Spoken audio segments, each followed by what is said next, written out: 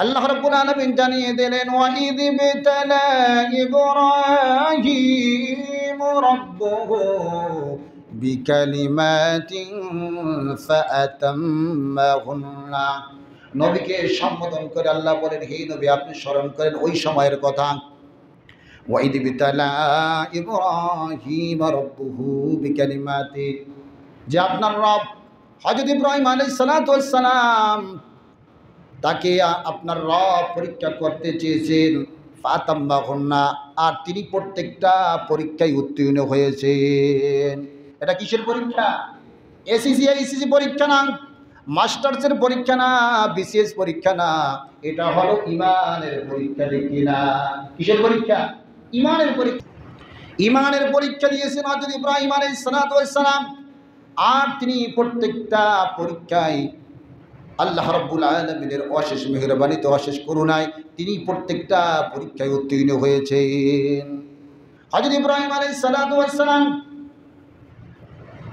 ৮৬ বছর বয়সে আল্লাহ রাব্বুল আলামিন তাকে একটা সন্তান দিয়েছেন। সন্তান আসার আগে আল্লাহর কাছে দোয়া করেছিলেন, আল্লাহ রাব্বুল আলামিনের কাছে দোয়া করেছিলেন, রব্বি হাবলি মিনাস সালিহিন। আল্লাহ তাআলার কাছে নেককার সন্তান চেয়েছেন, নেককার সন্তান। আমরা তো আল্লাহ তাআলার কাছে সন্তান চাই যে অমুকের সাথে একটা যদি আমার ছেলে থাকতো, অমুকের সাথে আজকে মারামারি করা যেত, এরকমের মনোভাব আছে না নাই?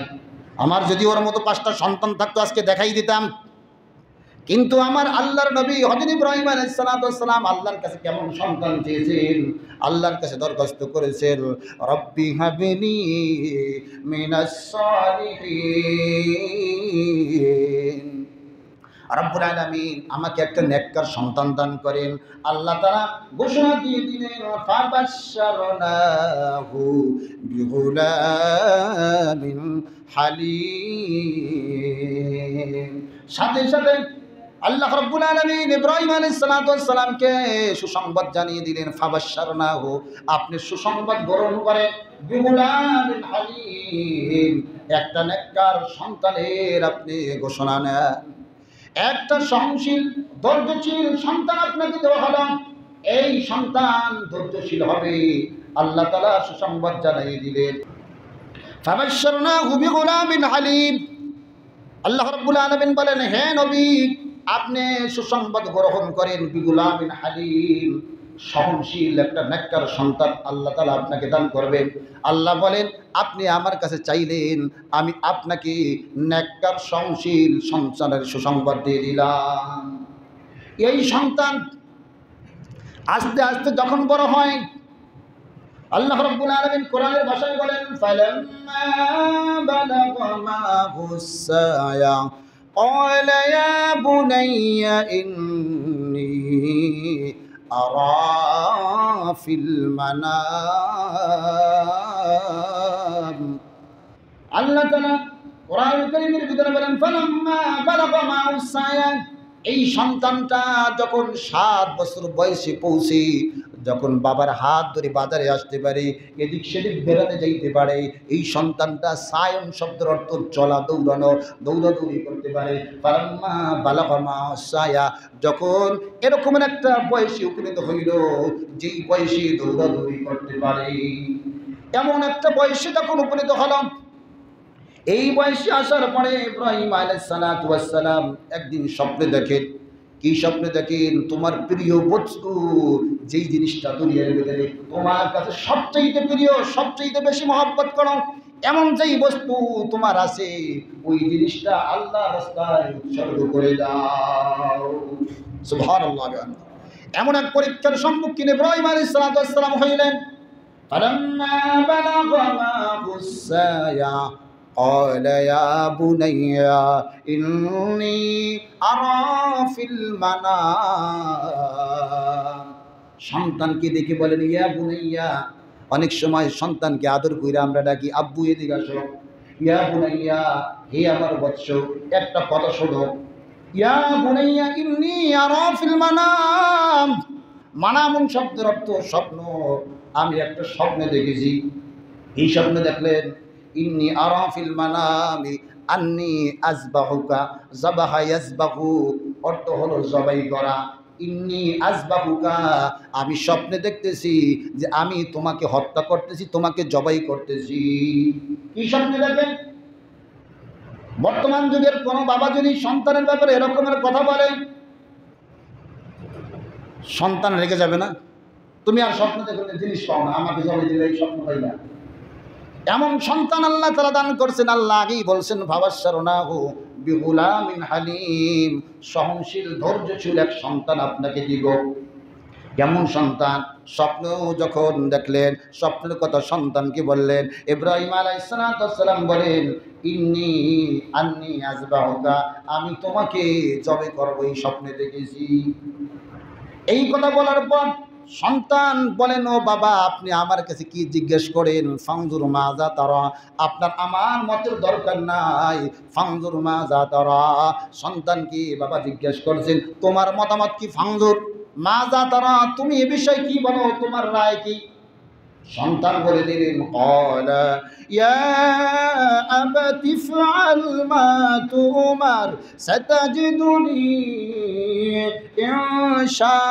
ইনশাআল্লাহু মিনাস সাবিরিন। সন্তান বাবাকে বলতেছেন ইয়া আবাতি ইফআল মা তুমার, আপনার রব আপনাকে যেই আদেশ দিয়েছেন, তুমার সাতাজিদুনি ইনশাআল্লাহু মিনাস সাবিরিন। সাতাজিদুনি, আপনি আমাকে এমন ভাবে পাইবেন, ইনশাআল্লাহু মিনাস সাবিরিন, আল্লাহ যদি চায় আপনি আমাকে ধৈর্যশীলদের মধ্যে পাবেন। বাবা সন্তানকে একটা স্বপ্নের কথা বললেন, আর সন্তান বললেন বাবা আপনি যেই কথা বলছেন আর দেরি করতে নাই, আপনি তাড়াতাড়ি এই জিনিসটা তাড়াতাড়ি কার্যকর করেন। বাবার কথা সন্তান কত সুন্দর করে মেনে নিলেন।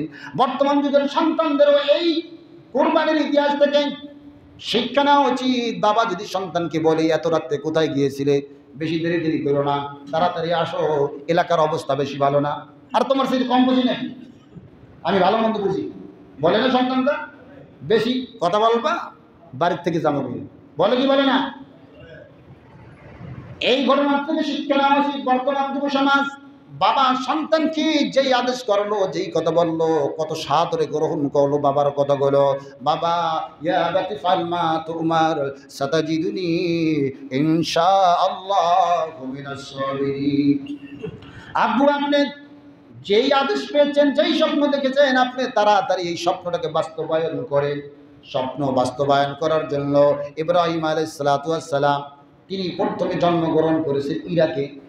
সেখানে অনেক পরীক্ষার সম্মুখীন হয়েছেন, নমরুদের অনেক জুলুম নির্যাতনের শিকার হওয়ার পর সেখান থেকে তিনি হিজরত করে ফিলিস্তিন চলে গেছেন। ফিলিস্তিন থেকে আল্লাহ তাআলার হুকুমে ইব্রাহিম আলাইহিস সালাতু ওয়াস সালামের সন্তান ইসমাইলকে এবং মা হাজরাকে, এই দুইজনকে আল্লাহ তাআলার আদেশে মক্কায় পাঠিয়ে দিলেন, যেইখানে জমজমের কুয়া হয়েছে। এই জমজম কুয়াটা এমন একটা জায়গায়, নির্জন জায়গায়, জঙ্গল। এই জায়গার ভিতরে হযরত ইব্রাহিম আলাইহিস সালাতু ওয়াস সালাম তার স্ত্রীকে এবং তার ছেলেকে রেখে আসলেন। কার আদেশে? আল্লাহর আদেশে রেখে আসলেন। কিছুদিন যাওয়ার পরে এই নির্জন এলাকায় ইব্রাহিম আলাইহিস সালাম আকাশের দিকে তাকিয়ে দেখেন, যেই এলাকার ভিতরে ইব্রাহিম আলাইহিস সালাম তার সন্তানকে এবং তার স্ত্রী হাজরাকে রেখে আসলেন, ওই এলাকার আকাশের ভিতরে পাখি উঠতেছে। আকাশের ভিতরে পাখি অনেক, তিনি চিন্তা করলেন এখানে যখন পাখি উঠতেছে আকাশের ভিতরে, অবশ্যই এখানে পানির ব্যবস্থা আছে।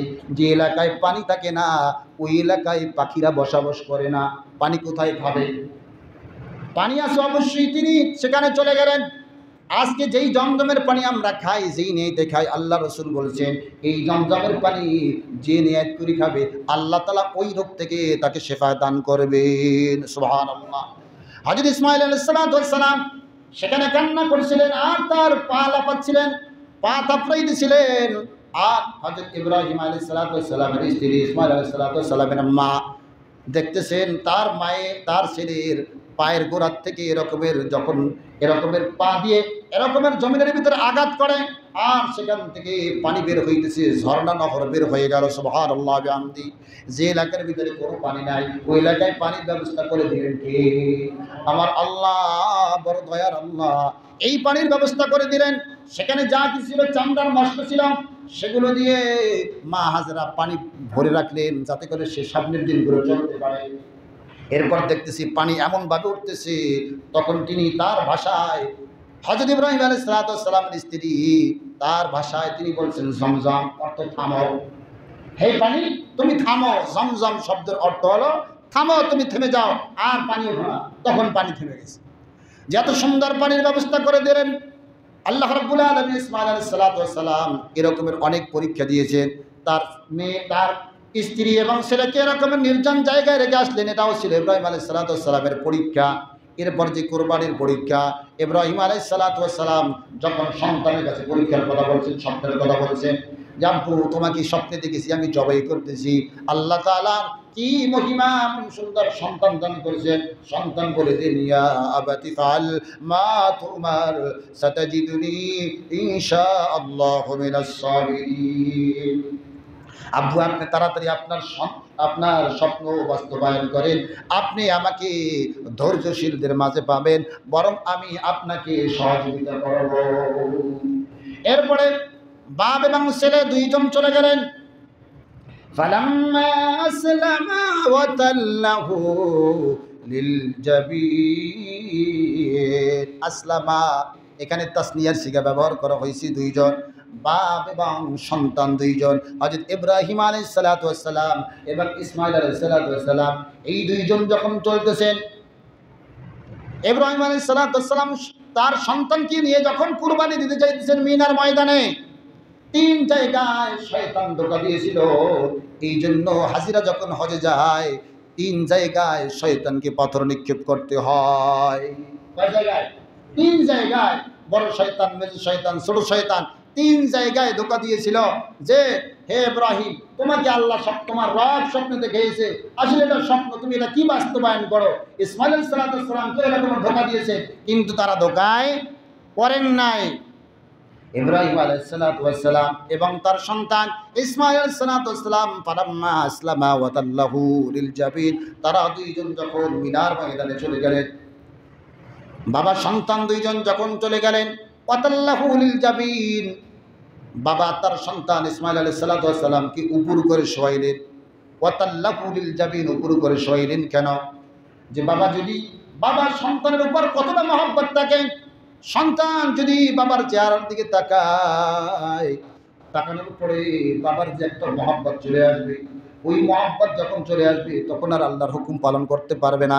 এই জন্য সন্তানটাকে উপর করে শোয়াই দিলেন, যাতে করে বাবা তার সন্তানের চেহারা দেখতে না পায়, আর সন্তানও বাবার চেহারা দেখতে না পায়। এই কুরবানি করার জন্য নিয়ে গেলেন মিনার ময়দানে। আল্লাহ রাব্বুল আলামিন আসমান থেকে জিবরাইল আলাইহিস সালামকে পাঠিয়ে বলেন, وَنَادَيْنَاهُ أَن يَا إِبْرَاهِيمُ। আল্লাহ বলেন আমি আসমান থেকে জিবরাইল আমিনের মাধ্যমে একটা দুম্বা পাঠিয়ে দিলাম। কি পাঠিয়ে দিলাম? একটা দুম্বা পাঠিয়ে দিলাম। জিবরাইল আমিনকে আল্লাহ তাআলা ডেকে বলেন, হে জিবরাইল, যাও আমার বন্ধু ইব্রাহিম খলিলুল্লাহ তিনি তার পরীক্ষায় পাশ করেছেন। আল্লাহ তাআলা বলেন, ওয়ানাদাইনাহু আইয়া ইব্রাহিম, হে ইব্রাহিম থেমে যাও। قد صدقت الرؤيا إنا كذلك نجزي المحسنين। আল্লাহ বলেন, قد صدقت الرؤيا, তুমি যে স্বপ্ন দেখছো এই স্বপ্ন তুমি বাস্তবায়ন করেছো, তুমি তোমার পরীক্ষায় উত্তীর্ণ হয়েছো। আল্লাহ তাআলা এবার ইব্রাহিম আলাইহিস সালামকে বলেন, ইন্না কাযালিকা নাজজিল মুহসিনিন, আমি নেককার লোকদের, ভালো লোকদের এই রকমই প্রতিদান দিয়ে থাকি। ইব্রাহিম আলাইহিস সালাম ধারালো ছুরি নিয়ে তার সন্তানকে জবাই করতে গিয়েছিলেন মিনার ময়দানে। যখন জবাই দেওয়ার শেষ, তিনি চক্ষু বন্ধ করে যখন জবাই দিয়ে দিলেন, জবাই দেওয়ার পরে তখন তিনি তাকাইয়ে দেখেন একটা দুম্বা জবে হয়ে গেছে, সুবহানাল্লাহি ওয়া বিহামদি, আর তার সন্তান তার পাশে দাঁড়ানো। আসমান থেকে আল্লাহ রাব্বুল আলামিন জান্নাতের যে দুম্বা পাঠিয়ে দিলেন, কোন এক বর্ণনায় আসছে হাবিল যে কোরবানি দিয়েছিলেন দুম্বা, যেই দুম্বা আল্লাহ তাআলা কোরবানি কবুল করেছিলেন, ওই দুম্বাটাই আল্লাহ রাব্বুল আলামিন হযরত ইব্রাহিম আলাইহিস সালাতু ওয়াস সালামের কোরবানি হিসাবে আবার তার কাছে পাঠিয়ে দিয়েছেন। সুবহানাল্লাহ বিহামদি। এই জন্য বন্ধুগণ, আমরাও তো কোরবানি করি। ইব্রাহিম আলাইহিস সালাতু ওয়াস সালাম কোরবানি করেছেন, হাবিলও কোরবানি করেছেন। কেমন কোরবানি করতে হবে? আল্লাহ তাআলা বলেন, কাযালিকা নাজজিল মুহসিনিন, আমি ভালো লোকদেরকে এই রকমের প্রতিদিন দিয়ে থাকি। আমরা তো শুধু মুসলমান হইলে চলবে না, মুসলমান হইতে হবে, মুমিন হইতে হবে, মুত্তাকি হইতে হবে।